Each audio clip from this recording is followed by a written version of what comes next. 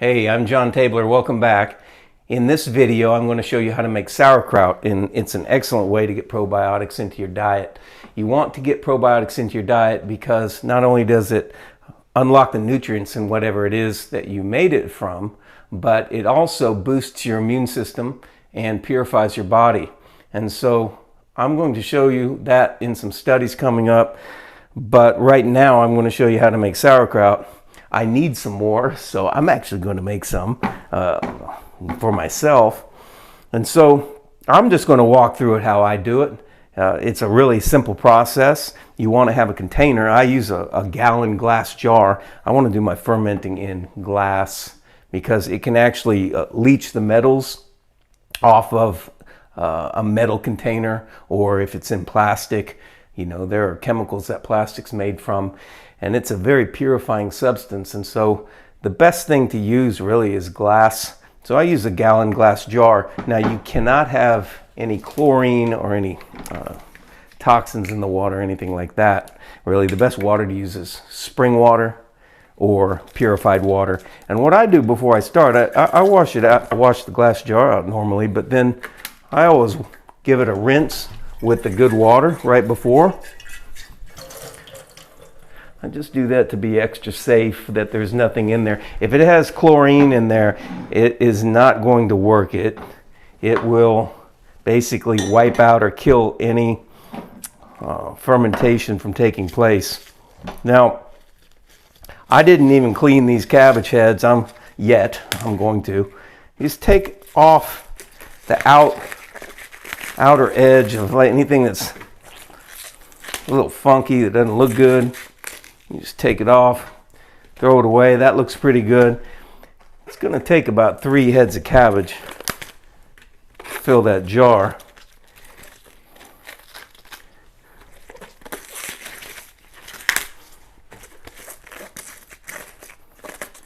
So once we get these cleaned up, we'll just do this really fast. Let's take off, like I said, take off the funky outer part that there might be. Cut off any kind of off pieces. Okay, there's 2. Now I'm going to wait and clean the last one when I get to it.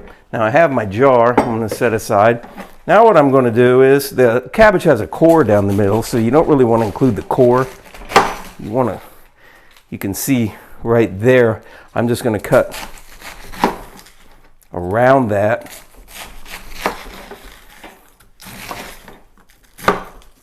That's the core cut out. I'll put that back in there. Now, salt. Technically, you don't really even have to use salt if you didn't want to. I've made it before without salt.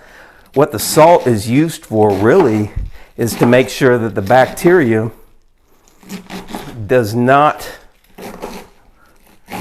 or actually the pathogenic bacteria, the one that would cause any sort of rotting or anything, does not grab hold of it in the days initially before the brine starts turning sour. Once that sour taste is in there after about 3 days or 4 days, there is nothing that's pathogenic or that would break it down, rot it. There's nothing that can exist in that substance, so it really protects it in the initial period. But if you seal it tight from air, and you get the brine of the actual cabbage itself, and I'm going to show you how to do that, you can ferment it without salt. But if you use salt, the amount that you want to use, it said that it's about 2 teaspoons for every pound of cabbage, and one of these good-sized heads weighs about 3 pounds, so then that's going to be 6 teaspoons for every 3 pounds of cabbage. And you know, a squared plus b squared equals c squared divided by 9 divided by 3. And so I love measuring like this. But I really don't want to do that. It gets my brain going on all that mathematics and all that measuring. So the best rule of thumb to do is take out a tablespoon, and for every decent sized head of cabbage, you don't want to go over 2 tablespoons. So each one of these is going to be about a tablespoon and a half or a little bit more. Just keep it like that, simple. You won't have to do a bunch of calculations like that. I'm not for that. So once we cut this up, I knew you'd like my little math bit there. This is what I want to do. I want to go in the kitchen and cook and do calculus at the same time with my measuring. No, thank you. So I'm going to take some salt. Now, the salt you want to use is a good quality salt, like this is real salt or a sea salt, not a chemical processed salt with things in it. You don't want to do anything that's going to wipe out the natural bacteria from taking hold and doing what it's supposed to do, because this is a process that God put in things to preserve it and to be nourishing to people. So the natural way of nature is that the substance that this is made out of will actually preserve itself when it's kept from oxygen. Now I'm going to take my 1 tablespoon there, simple, and not quite, a little less than 2 because it was a little bigger than a little smaller than a really big one. That's all you need to do. Now I'm going to take my jar, and without making a big mess and throwing it all over the floor, just going to fill it up. Now I think it'd be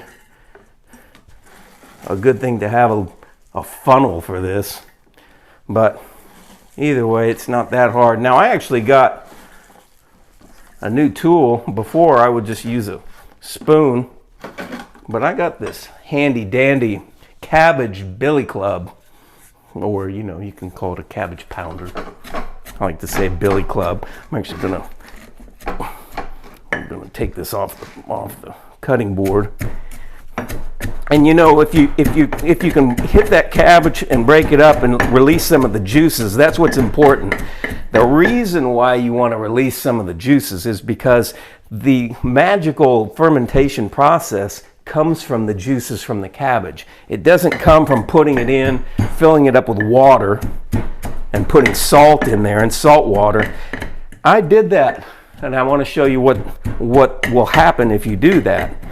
The fact that there is no ability to ferment and do that process from the water or the salt itself. It comes from the interior of the substance. So that's what this is. I did this as an experiment to just put cabbage in and put salt water, but I did not pound out any of the juices out of it. So you see that it's just turned dark. Now, I actually opened it, smelled it. It's not rotten. The salt really keeps it from that, but it's also not preserved in the same way. This is turned brown. It is sour. It has a soury taste, but it's just off. It's not done right. And the reason why is because the original juices that are in the cabbage weren't released. So pound, pound, pound. You don't have to go crazy on it. Just some, and then pack it in more. Now, really, what you've just seen is how to make sauerkraut. Because now I just need to fill it up, pound it, and release some again. Now I'm out of cabbage. So I'm going to do a few of these.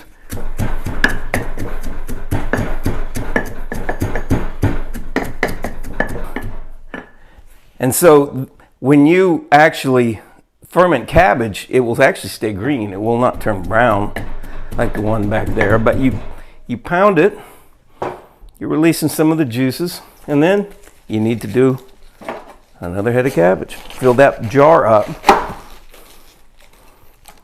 Cut the core out. Now this is not a real big head of cabbage here, so rule of thumb, just tablespoon and a little less for the... I was going to put that in there without cutting it up. Really, you can do that. If you can release the juices is the main thing. Most people make sauerkraut, extremely fine and cut up, but you can put cabbage in there and leave it without, as long as you release the juices. Pound it well. Now, if you don't have one of those pounders, you can use a wooden spoon and jam it down in there and get the juices out. But just get the natural juices, because that is where the magical process of fermentation is coming from. What actually degrades toxins, releases nutrients, purifies your body. Here's 1 tablespoon. Sprinkle it around. Listen to. That's going to keep this from having anything off. Off is the word I use. Anything that you don't desire in there to take place in the first few days. But as long as you get the air out,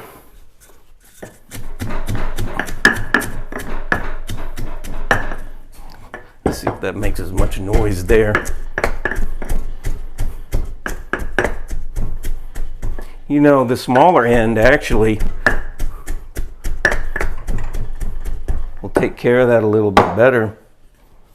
But we're going to fill that up. And once you get it done, what I usually do is I add a little bit of water. A lot of people don't. They'll crush it in a bowl and then pack it away. But if you release some of the air,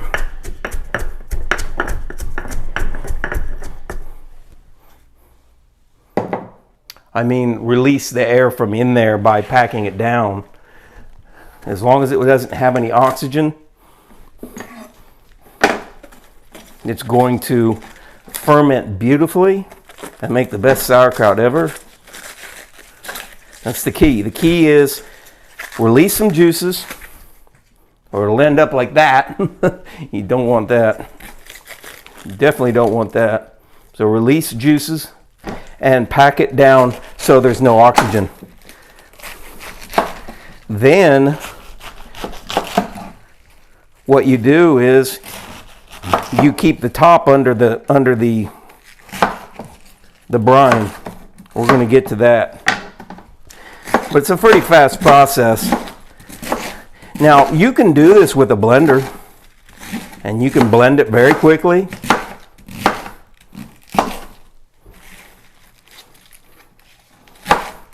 And then you put it in a jar. The amazing thing about fermentation, though, once you start doing this, is that although it may take a week, even a week and a half, and really a week and a half to 2 weeks, this kraut will taste so good. But the amazing thing is that after that period of time, and it's done, if you take a little bit of it and put into the next batch, it speeds the process up like 5 times probably. In the same way that sourdough starter, I'm getting sand and I'm getting salt all over me. I like to do that. You gotta, like I said, one of the rules is you gotta make a mess in the kitchen. That means a little bit on you. That's a good thing. That's a good thing. So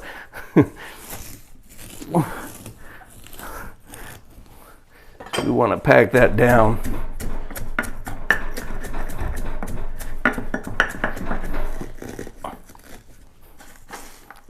But like I said, if you take some, just like a sourdough starter ferments that wheat overnight, whereas it originally took a long time, the same thing holds true with this.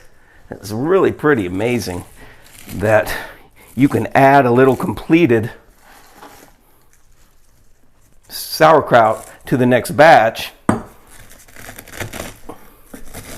and it will ferment it overnight. So there's actually a product or a creation called Rejuvalac that they originally made from wheat berries, where they fermented them and then drank the fermentation liquid off of it for gut health. And so there's also something called cabbage Rejuvalac. So you can do the same thing with that, and we'll do that in a coming video. But the sauerkraut's the one that I want to do right now. The Rejuvalac is just made with a blender, and once it's fermented, you can make some every day, because when you add it, the fermented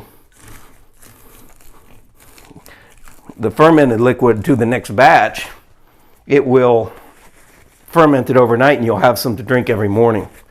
So that is that. Now what I'm going to do, since I've already one last pound. Now don't break your glass. I never have done that or even come close. But what I will do, like I said, I'll take a wood spoon like that. You can do that if you don't have it. And in many ways, it works better because it cuts that cabbage and releases those juices. You've got to release juices.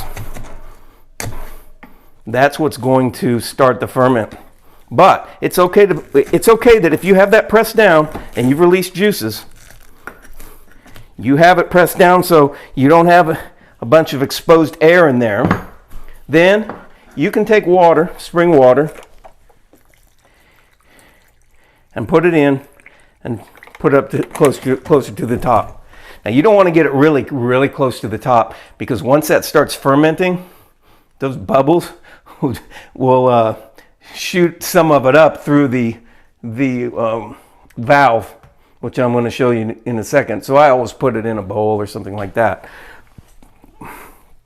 Now, there's a really neat product they make, which is a little glass weight that you can put on top to hold down the top part. But before I do that, and I don't always do that. It's not necessary. You don't have one, no big deal. All you really need is a container like that. And then, this is a neat trick to do. Once you get off, once again, the funky parts of the cabbage, then you take a cabbage leaf. Now I need the skill to get one off. Cabbage leaf skill tearing. I'm pretty good at cabbage leaf skill tearing.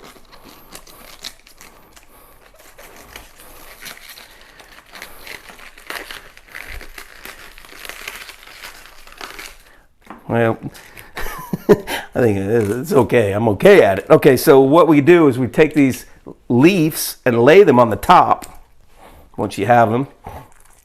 And that provides a seal from the air to the rest of it. Push it down. And really, you can leave it like that.